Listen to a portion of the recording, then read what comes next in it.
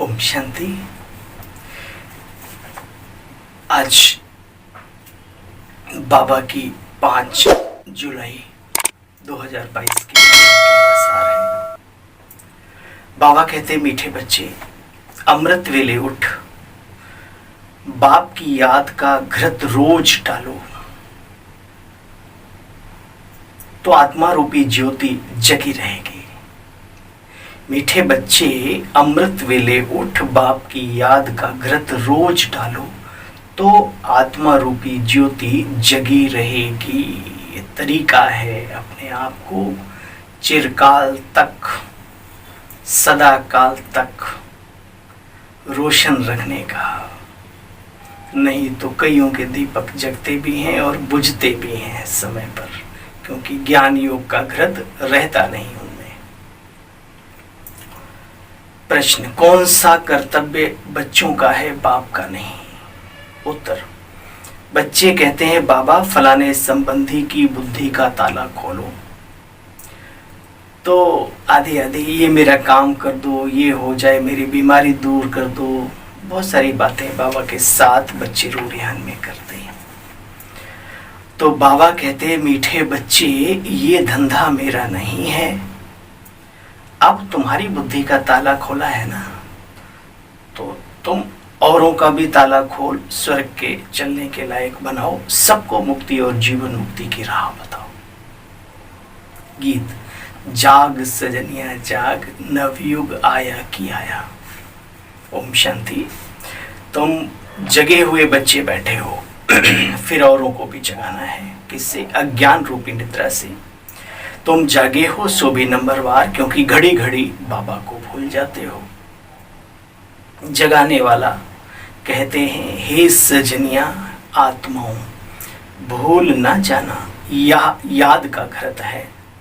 मनुष्य मरते हैं तो दीवे में घृत डालते रहते हैं कि दीवा बुझ ना जाए। 13 दिन तक लगातार दीपक जलता रहता है, और फिर वो जाकर के नदी में भी जलता हुआ दीपक, भाई आत्मा को रोशनी मिलती रहे, जो भी मान्यता है।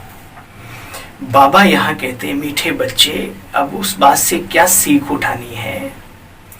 मीठे बच्चे, बाप को याद करते रहो। जैसे हमारे हिंदू संस्कृति में होलिकोत्सव होता है आज भी। पुराने जमाने में होलिका दहन जब होता है तो उसकी अग्नि को अपने घर लाते थे, और पूरे वर्ष वो अग्नि धधकती रहती थी जब तक अगली होली ना आ जाए। तो बाबा कहते ऐसे ही अपने जीवन के अंदर ये अटेंशन रखो इन चीज़ों का। ज्ञान योग का घृत जलता रहे, जलता रहे, जलता रहे, कम ना हो। याद के लिए घृत डालते हैं। बाबा कहते मीठे बच्चे, यह याद करने के लिए, घृत डालने के लिए सवेरे सवेरे का समय बच्चे बहुत अच्छा है। सवेरे सवेरे प्रभु को, भगवान को, ईश्वर को, उस अपने पिता परम को याद करेंगे तो क्या फायदा होगा? वो याद बहुत समय तक कायम रहेगी। सुबह बुद्धि बिल्कुल फ्रेश, मन का दर्पण बिल्कुल क्लीन, जिसमें जो छवि डाल दोगे वो काफी टाइम तक उसका असर रहता है। तुम्हारा दीवा माया ने बुझाया था, अब तुम जागते हो। याद तो बच्चे यहाँ शिव बाबा को करना है, किसी मनुष्य गुरु या देहधारी को नहीं। याद तो बच्चे यहाँ शिव बाबा को करना है। असल में तुम रुद्रमाला के मोती हो, शिव बाबा की संतान, आत्मिक रूप में हम सब उसकी माला में पिरोए हुए हैं। बाप निर्वाण धाम का रहने वाला है। शिव बाबा का धाम भी उसे कह सकते हो, रुद्र धाम भी कह सकते हो, शांति धाम भी कह सकते हो, परम धाम तो है ही है। तो बच्चे जानते हैं अभी हमें श्रेष्ठ मत मिलती है। दीवे को जगाने के लिए बच्चे सवेरे सवेरे उठना पड़ता है, कुछ कष्ट तो देना पड़ेगा। अच्छा सुनो, सवेरे कष्ट ना हो उसके लिए सवेरे तो उठना पड़ता है, घृत डालना पड़ता है। अब यहाँ पर इसमें कोई तकलीफ आदि की बात नहीं। बाप ही सबसे बड़ा सर्जन है। कोई स्थूल दवाई आदि के डालने के लिए नहीं देते, सिर्फ कहते बच्चे मन मना भो, मुझे याद करो, अपने मन को मेरे में लगाओ। बच्चे इसमें याद में सब दवाइयां आ जाती हैं, लेकिन याद दिल की हो, दिखावे की ना हो। वो याद जो हीर और रांझा की आपस में थी, वो याद जो लैला मजनू की थी, वो याद जो राधा के मन में श्री कृष्ण की थी, मीरा के मन में श्री कृष्ण की थी, वो याद जो करंट पैदा करे, जिस याद में रोंगटे खड़े हो जाएं, तो वो याद एनर्जी बॉडी में भी फेंक देती है। हजारों रोगों को नष्ट करने की ताकत उस याद में रहती है। खाली चुपचाप ऐसे आंख बंद करके बैठे, उसकी बाबा बात नहीं करता। बाबा कहते हैं बाप ही सबसे बड़ा सर्जन है, कोई स्थूल दवाई आदि डालने के लिए नहीं देते, सिर्फ कहते माँ में कम याद करो, इसमें सब दवाइयां स्वतः ही आ जाती हैं। याद से बच्चे तुम तंदुरुस्त बन जाते हो, वर्तमान और भविष्य, जन्म जन्मांतर के लिए। वो योग तो दुनिया वाले किस्म किस्म के सिखाते हैं, सीख सीख कर मनुष्य पहलवान भी बनते हैं। बच्चे मेहनत बहुत करते हैं, वहां पर ही मेहनत है, बिना मेहनत के तो कहीं कुछ नहीं है। और जो मेहनत करे वो पाए। भाई वहाँ जिम में जाते हैं, देखो एकदम बॉडी बना के रखते हैं, है ना। तो बाबा कहते हैं मेहनत बहुत करते हैं, अभी तुम महावीर बनते हो। पवित्रता को ही महावीरता कहा जाता है। महावीर महावीर यहाँ जैन धर्म में होते हैं, जो देखिए आप जो अपने मन को जीते वो क्या है, महावीर, और जो युद्ध जीते वो वीर कहलाता है, ऐसी कहावत है। जानते हो ये सन्यास तुम्हारा बहुत भारी प्राप्ति कराने वाला है। बाबा कहते ड्रामा अनुसार जिन बच्चों को शूद्र से ब्राह्मण बनना है उनको आना ही होगा। जिनका कल्प पहले ताला खुला था उनका फिर से खुलेगा। हाँ, शुभ चिंतक बन राय दी जाती है। तरस तो पड़ता है ना कि सभी साहूकार बन जाएं ईश्वरीय खजाने के, यह भी स्वर्ग के मालिक बन जाएं। सबके प्रति शुभ भावना तो रखनी चाहिए। तुम्हारी मेहनत से ऑटोमेटिकली तुम बच्चों को ऊंच पद मिलता है। हर एक अपनी अपनी राजधानी संभालते हो, तुमको मदद देने वाला एक बाप बैठा है। तुम्हारा जो भाग्य का लेखा जोखा, तुम्हारी किस्मत को चमकाने वाले हैं। किस्मत क्यों न चमके भला, भगवान जो चमकाए, बाबा कहते हैं। तो एक बाप बैठा है यहाँ। बाबा मंत्र और कोई देते नहीं, यहाँ स्वयं भगवान आकर के मंत्र देते, कोई मनुष्य का मंत्र नहीं है। एक ही मंत्र है, बच्चे मैं तुम्हारा बाप भी हूँ, टीचर भी हूँ, सतगुरु भी हूँ, ऑल इन वन हूँ, तो मन को मेरे में लगाओ। देखो बच्चे, तो इन बातों पर भी पहले तो निश्चय चाहिए, पहले तो निश्चय चाहिए। अभी है संगम युग।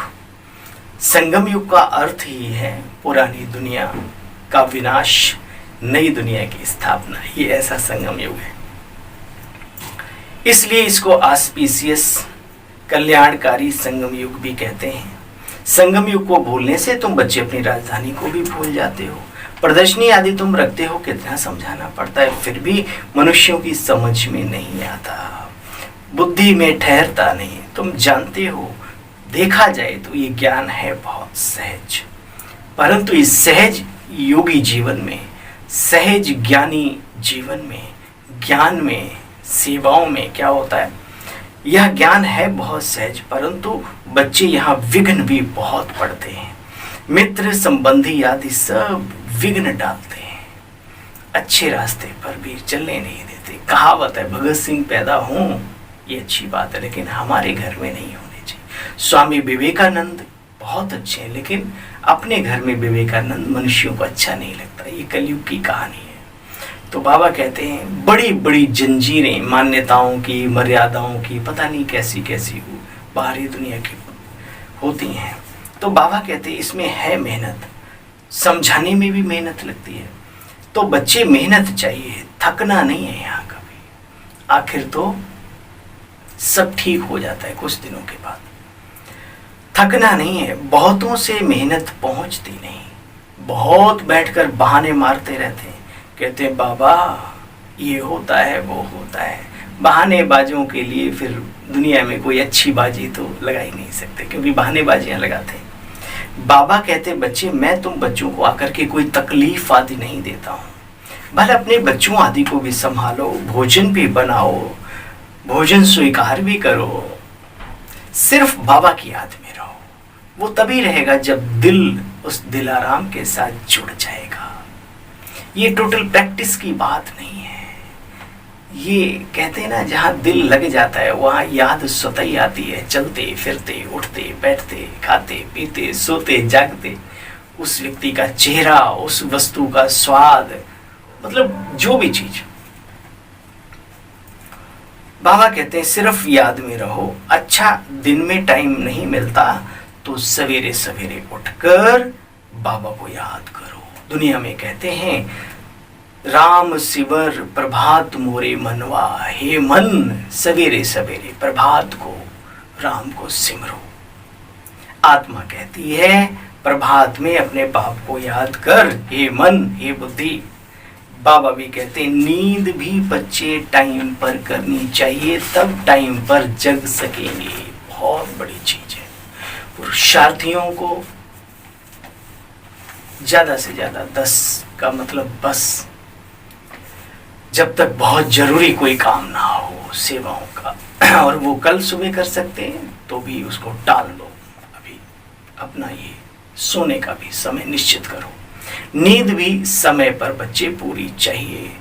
नींद की भी वैल्यू का पता हो। नींद से भी बहुत सारे रोग दूर होते हैं, फुर्ती आती है, क्योंकि नींद एक बहुत बड़ी औषधि है। आज लोगों में इस बात की अवेयरनेस नहीं है। तो बाबा कहते हैं नींद भी समय पर अपनी पूरी करो, ताकि सुबह जल्दी जब जगो तो आपकी आंखें समय पर फ्रेश एकदम खुल जाएं। कहावत है सिंधी में, सवेरे सोना सवेरे जागना, जल्दी सोओगे तो जल्दी जागोगे। अभी तुम बच्चे अक्लमंद बनते हो, समझदार होशियार बनते हो, हर बात में होशियार बनना है। तुम बच्चे देखते हो कितना शाहों का शाह यानी बादशाहों का भी बादशाह बनते हो। यहाँ तुम्हें कोई तकलीफ नहीं देते। ये सब क्वालिटी, ये गुण, ये खजाने, ये शक्तियाँ तुम शिव बाबा से पाते हो। बरोबर तुम एवर हेल्दी एवर हैप्पी भी बनते हो। यह भी जानते हो दीपावली आदि, होली, दीपावली, रक्षाबंधन, जितने भी त्योहार हैं ये सब यहाँ की बातें हैं जो यादगारों में आ जाती हैं बाद में। जो सवेरे सवेरे उठकर बाप को याद करना बच्चे बहुत अच्छा है। अपनी याद के चैप्टर को बढ़ाते रहो, खजाने को बढ़ाते रहो, है ना। अच्छा तुमको एक एक को अच्छी रीति समझाना भी चाहिए। जो समझना चाहे उसे जरूर समझाओ। यह बहुत ऊंची पढ़ाई है। ये ज्ञान सागर से कितनी अच्छी नॉलेज मिलती है।